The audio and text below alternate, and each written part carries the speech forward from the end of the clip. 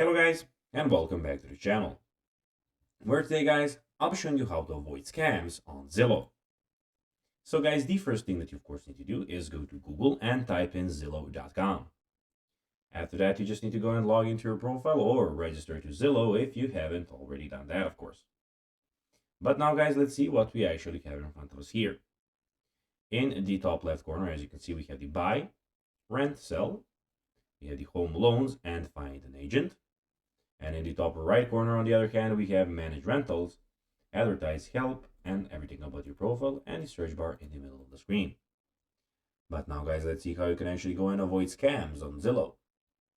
Well, first, always verify that a property is listed on other reputable real estate websites. If it's not listed anywhere else, it might be a scam.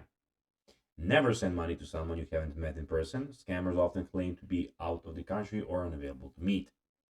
Be cautious of requests to wire money, especially via services like MoneyGram or Western Union. These transactions are difficult to trace and are commonly used by scammers.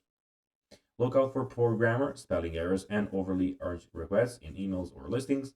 Scammers often make mistakes or create a sense of urgency to pressure you. If the person claims to be a landlord or agent, research their name and contact information online, verify their credentials and reputation.